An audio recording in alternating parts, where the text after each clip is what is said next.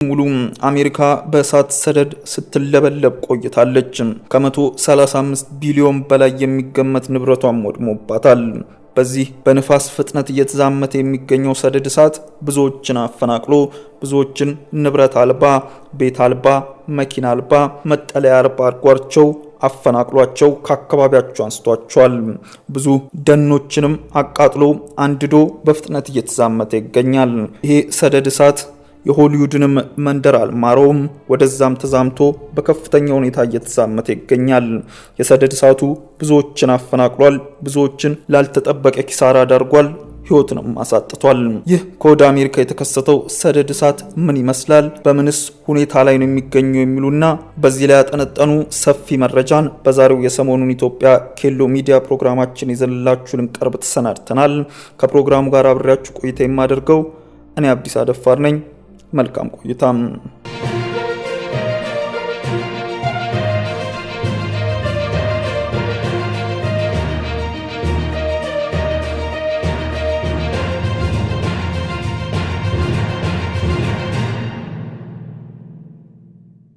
በሳምንቱ መግቢያ የመጀመሪያዎቹ ቀናት የጀመረው ከወደ አሜሪካ የተነሳው የሰደድ እሳት ዛሬም ድረስ አላባራም። አሜሪካን አስቸኳይ ጊዜ አዋጅ እንድታውጅም አስገድዷታል። ይሄ ከልክ በላይ የተስፋፋው ሰደድ እሳት ከፍተኛ የሆነ ውድመትንና ጉዳትን እያደረሰ በከፍተኛ ሁኔታ በተለያዩ የአሜሪካ አካባቢዎች ላይ እስካሁን ድረስ እየተስፋፋ ይገኛል። የአሜሪካዋ ሎስ አንጀለስም በሰደድ እሳት ምክንያት የአስቸኳይ ጊዜን ለማወጅ ተገድዳለች። የእሳት ሰደዱ በከፍተኛ ሁኔታ የተዛመተባት የአሜሪካዋ ግዛት ሎስ አንጀለስ የአስቸኳይ ጊዜን አውጃለች። እሳት ሰደዱ ከ10 ሄክታር ተነስቶ በሰዓት ውስጥ ወደ 2900 ሄክታር መዛመቱን ተከትሎ ነው ይህ እርምጃም የተወሰደው። የሰደዱ አደጋ የተጋረጠባቸው 300 ሺህ የሚሆኑ ነዋሪዎች አካባቢያቸውን ለቀው እንዲወጡ ትዕዛዝ እንደተላለፈባቸውና 13 ሺህ ህንፃዎች አደጋ ላይ መሆናቸውን የግዛቱ የእሳትና አደጋ ኃላፊ አስታውቋል። በፓሲፊክ አካባቢ ያሉ የመኖሪያ ቤቶች በእሳት ተያይዘው እንዲሁም መኖሪያቸው መኪናቸውንና ሌሎችም ነገሮችን ትተው ሲሸሹ የሚያሳዩ ቪዲዮዎችም አሁን ድረስ እየተሰራጩ ነው።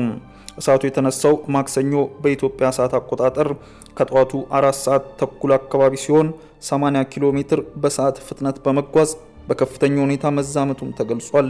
ሁለተኛው የእሳት ሰደድ በአልታዲና ግዛት አካባቢ በፍጥነት ተያይዞ በሰዓት 40 ኪሎ ሜትር እየተጓዘም ነበር ተብሏል። በካሊፎርኒያ በሚሊዮን የሚቆጠሩ ነዋሪዎች በከፍተኛ የእሳት አደጋ ላይ እንደሆኑም ማስጠንቀቂያ ተላልፎላቸዋል። የእሳት ሰደዱ ቤቶችን አውድሞ የመንገዶችንና አውራ ጎዳናዎችን ከጥቅም ውጭ ያደረገ ሲሆን አንዳንድ ሰፈሮች እሳት ሲያጋያቸው የሚያሳዩ ቪዲዮዎችም ወጥተዋል። የሎስ አንጀለስ የእሳት አደጋ በስራ ላይ የሌሉ የእሳት አደጋ ተከላካዮችም ተሰማርተው የእርዳታ ጥሪን አቅርበዋል። በሎስ አንጀለስ ግዛት ቢያንስ 200 ሺህ ነዋሪዎች የመብራት አገልግሎት ተቆርጦባቸዋል። እያንዳንዱ ትምህርት ቤቶች በከፍተኛ ንፋስና መብራት መቆራረጥ ምክንያት ለመዘጋትም መገደዳቸውም አስታውቋል።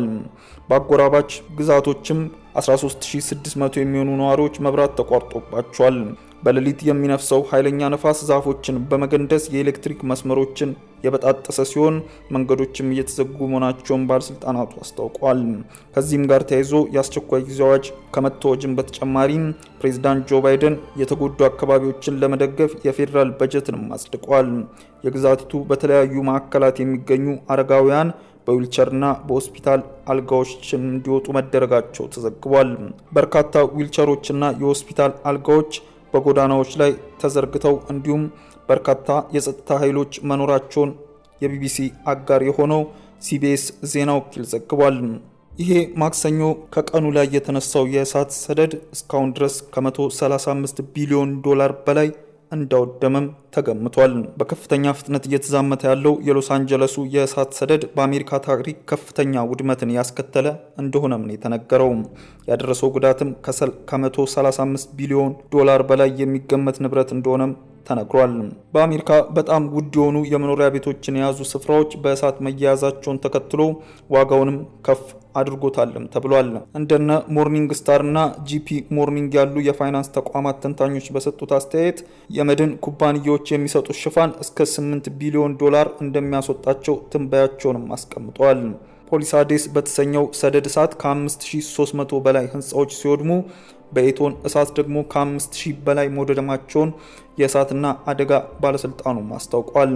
ባለስልጣናቱ አሁንም ሰደድ እሳቱን ለመቆጣጠር ከፍተኛ ጥረት እያደረጉ ባሉበት በአሁኑ ወቅት ጉዳቱ መጠኑ እየጨመረ መምጣቱ እንደማይቀርም ይገመታል። በከፍተኛ ፍጥነት እየተዛመቱ ያሉና በንፋስ እየተጓጓዙ ያሉ ነበልባሎች በዘመናዊ የአሜሪካ ታሪክ ውስጥ ከፍተኛ ውድመትን ያስከተሉ የእሳት አደጋዎች ውስጥ አንዱ ሆኗል። በአውሮፓውያኑ 2018 በሰሜናዊ ካሊፎርኒያ ከተማ አቅራቢያ የተቀሰቀሰው እሳት $2.5 ቢሊዮን በማስወጣት ከፍተኛ የመድን ወጪን በማስወጣት ቁንጮ ስፍራ ላይ መቀመጡን ግዙፍ ኩባንያዎች ያወጡት ሪፖርት ያሳያል። የካምፕ ፋየር በሚል ስያሜ በተሰጠው በዚህ ቃጠሎ 85 ሰዎች ህይወታቸው ሲቀጠፍ 50,000 ሰዎችም ተፈናቅለዋል። ኩባንያው በአሁኑ ሰዓት የእሳት ሰደድ ከፍተኛ ንብረት ያላቸው ዋጋዎችን ውድመት ማጋጠሙን ተከትሎ ከፍተኛ ዋጋ የሚያስወጡ ሰደድ እሳቶችን መከላከል አንዱ ሊሆን ይችላል ብሏል። የመድን ሽፋን የሌላቸው ንብረቶችን ጨምሮ አጠቃላይ ኪሳራው የከፋ ሊሆን እንደሚችልም እየተነገረ ነው። ሁኔታዎች በቁጥጥር ውስጥ ቢገቡም ትተውት የሚያልፉት ጠባሳ በጤናና ቱሪዝም ላይ የረጅም ጊዜ ተጽዕኖ ሊኖራቸው እንደሚችልም ሪፖርተር አስረድቷል። በተለይም የቀድሞውን ከፍተኛ ቀውስ ውስጥ ላለው የኢንሹራንስ ኢንዱስትሪ ተጨማሪ ተግዳሮትም ነው ተብሏል። በአሜሪካ በብድር የተገዙ ቤቶች የንብረት መድን ሽፋን እንዲኖራቸው በባንኮችም ይገደዳሉ። ነገር ግን የመድን ኩባንያዎች እንደ እሳት ሰደድ፣ ጎርፍና አውሎ ንፋስ ያሉ የተፈጥሮ አደጋዎች እየጨመሩ ባሉበት ሁኔታ የዋጋ ጭማሪም እያደረጉ ወይንም ሽፋኑን ሙሉ በሙሉ እየሰረዙ ይገኛሉ። ይሄ በሎስ አንጀለስ እየተዛመተ ያለው ሰደድ እሳት ወደ ዝነኛው የሆሊውድ ምልክትም ጎራ ብሏል። የሰደድ እሳቱ የሆሊውድ ምልክት የሚገኝበትን የሆሊውድ ኮረብታማ ስፍራዎች ላይ እየተያያዘ በመሆኑም ከስፍራው የወጡ ቪዲዮዎችም አሳይተዋል።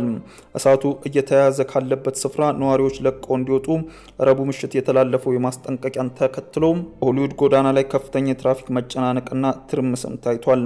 በሎስ አንጀለስ ረጅም ርቀትን የሚሸፍነው የሴንት ቦሎቫርድ የተሰኘው ታዋቂ አውራ ጎዳና የሚገኙ ህንፃዎች በእሳት ቃጠሎ መጎዳታቸውን የሎስ አንጀለስ ታይምስ ዘገባዎች አመላክተዋል። ነዋሪዎች በጎዳናው ለ10 ዓመታት ያዘወትሯቸው የነበሩ ባንኮች፣ ካፌዎችና ትላልቅ የገበያ መደብሮች ሙሉ በሙሉ መውደማቸውንም ገልጿል። አንድ የእሳት አደጋ ኃላፊ ለቢቢሲ እንደተናገሩት የሆሊውድ ኮረብታማ ስፍራዎች ላይ የተነሳው እሳት በፍጥነት እየተዛመተ እንደሆነና ይህንን የመቆጣጠር እድሉም ዜሮ እንደሆነ ያስረዱት። ፓሪስ ሂልተን በሰደድ እሳቱ ቤቱን ካጡ ታዋቂ ሰዎች መካከልም አንዷ ናት። በሎስ አንጀለስ ታሪክ አውዳሚ በሆነው በዚህ የሰደድ እሳት 5 ሰዎች መሞታቸው የተረጋገጠ ሲሆን ከ137,000 ሰዎች በላይም ተፈናቅለዋል። እሳቱ በሎስ አንጀለስ ከተማ የትኛውም ስፍራ እየተዛመተ ያለ የሚመስል ሲሆን ከተማዋ ዓለም በእሳት እየጋየች ያለች እንደምትመስል የቢቢሲ ዘገባ ይናገራል። በሎስ አንጀለስና አጎራባች ግዛቶች ቢያንስ 5 ሰደድ እሳቶች የተያዙ ሲሆን 3ቱን ሙሉ በሙሉ መቆጣጠር አልተቻለም። ፖሊሳድስ የሚል ስያሜ የተሰጠው የእሳት ሰደድ በሎስ አንጀለስ የተቀሰቀሰው ማክሰኞ ዕለት ሲሆን በግዛቷም ትልቁ ነው። የፓሲፊክ አካባቢን ጨምሮ ከ17200 ሄክታር በላይ የሚሸፍን ሰፊ ግዛትንም አውድሟል። ኢቶን የተሰኘው ደግሞ በሰሜን ሎስ አንጀለስ እና አልታዴና ባሉ ከተሞች እየተዛመተ የሚገኝ ሲሆን 10600 ሄክታር መሬትን በመሸፈን በግዛቲቷ ሁለተኛው ትልቁ የእሳት ሰደድ ሆኗል።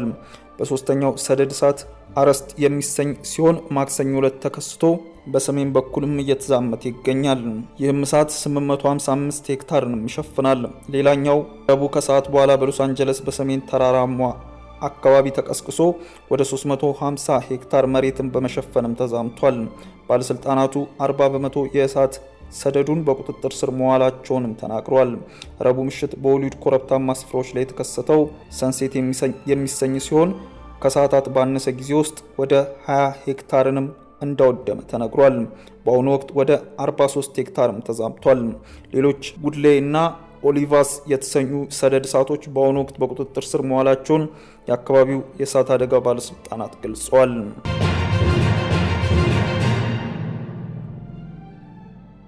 ውድ ተመልካቾቻችን በዛሬው የሰሞኑን ኢትዮጵያ ፕሮግራማችን ይዘንላችሁ የቀረብነው በዚህ ሳምንት የተከሰተ አበይት መነጋገሪያ ዜና ይህ ነበረም። ከሌሎች የኬሎ ሚዲያ ፕሮግራሞች ጋር መልካም ቆይታ እንድታደርጉ እየተመኘን ከፕሮግራሙ ጋር አብሬያችሁ ቆይታ ያደረኩት እኔ አብዲስ አደፋር ነበርኩ። ቸር ሰንብቱ።